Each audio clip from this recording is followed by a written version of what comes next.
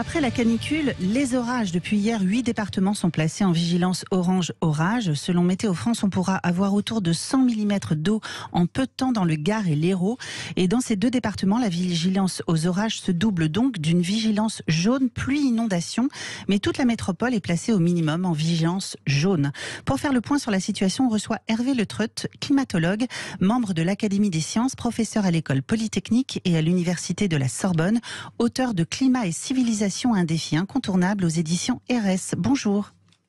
Bonjour. Bonjour Hervé Letreut et un grand merci d'être avec nous ce matin sur Sud Radio. Effectivement, les orages qui touchent toute la France métropolitaine et plus particulièrement le Sud à l'heure où l'on parle. Hervé Letreut, on est ici sur une perturbation classique à cette époque de l'année, ou est-ce qu'on doit vraiment parler d'un phénomène assez inédit ? Je crois que c'est un peu un mélange des deux. On a effectivement depuis des années un système climatique qui était évolutif en fonction des saisons, en fonction des... Ce qui se superpose à cela, c'est un réchauffement, le réchauffement de la planète, qui est un phénomène finalement un petit peu souterrain. On voit petit à petit ce réchauffement qui se projette de manière de plus en plus fréquente, et puis surtout de manière qui aujourd'hui devient relativement irréversible, même très fortement irréversible. Donc on est face à un double système, le système normal, entre guillemets, avec des évolutions saisonnières qui elles-mêmes peuvent être changeantes d'une année sur l'autre, mais qui sont là depuis des siècles. Et puis à côté de cela, on a aujourd'hui un réchauffement de la planète qui fait que les solutions, ce qui se présente à nous est devenu différent et devient de plus en plus différent. Et on sera obligé de plus en plus de prendre en compte cela de manière différente aussi. On va y revenir bien sûr sur ce sujet-là. Hervé Letreut, concernant ce réchauffement climatique, on a beaucoup parlé notamment du réchauffement de la Méditerranée. Est-ce que ça a eu un impact, un rôle aussi sur le caractère assez intense finalement de cet épisode orageux qui se poursuit, je le rappelle?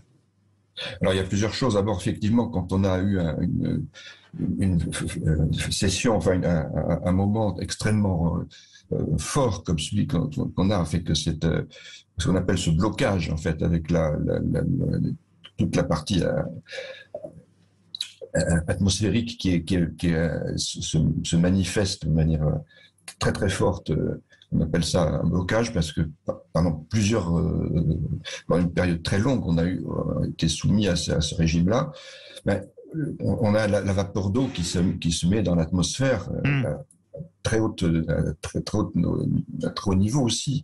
Et donc, on va avoir un système qui à un moment donné, va vouloir renvoyer cette vapeur d'eau sous une forme qui va être une forme très, très, très directe. Donc, on est aujourd'hui dans un système de retour. On a des gaz à effet de serre qui sont responsables en fait de ce qui se passe aujourd'hui, et puis qui vont provoquer à côté de cela, à côté de ce réchauffement, une forme inverse, une forme de retour inverse. Après, c'est vrai aussi que c'est des choses qui sont variables, qui sont chaque année un petit peu différentes. Donc il faut y avoir par rapport à cela une réflexion toujours de savoir où sont les vulnérabilités, quelles sont les zones qui vont d'une année sur l'autre devenir des années plus difficiles à suivre. Donc on a un mélange de choses qui sont vraiment très définies, et puis d'autres qui vont effectivement être aussi quelque chose de difficile à anticiper parce que il y a différents aléas qui se mettent en travers de cela. C'est en tout cas la répétition, l'intensification de ces phénomènes qui doivent aujourd'hui nous alerter très clairement, Hervé Letreut. Oui, je pense que cette répétition, elle est majeure. Elle est, pour le moment, on ne sait pas l'anticiper, on ne sait pas la définir. On ne sait pas on est confronté à quelque chose qui aujourd'hui est irréversible, très largement. Donc, on émet des gaz à effet de serre, ça se réchauffe, et ça a une implication qui est forte dans tous les domaines, que ça soit le relèvement du niveau de la mer, que ce soit, on touche en fait via ces phénomènes qui sont nouveaux, une variété énorme de situations nouvelles, et je pense qu'il va falloir les anticiper de manière beaucoup plus forte qu'on a su le faire jusqu'à présent. Parce qu'on les anticipe pas suffisamment aujourd'hui, parce que effectivement, ça relève aussi de beaucoup de choses dans notre quotidien, dans nos vies. On parle des infrastructures dans nos villes, on parle de la manière dont on va construire nos maisons également. Enfin, c'est tout un tas finalement de paramètres de notre quotidien qui doivent être intégrés justement dans ce changement peut-être de réflexion. Oui, je pense qu'en fait, petit à petit, on va vers un système qui va être un système nouveau. On est aujourd'hui obligé de penser ce qui va se produire dans le futur de manière très différente de ce qu'on avait jusqu'à présent.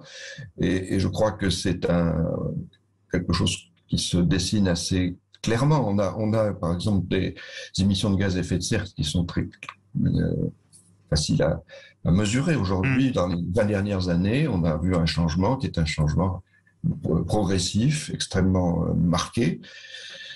On sait que les 20 prochaines années seront elles aussi liées à ce processus, qui est un processus qui va continuellement aujourd'hui en croissant. Toujours en croissant.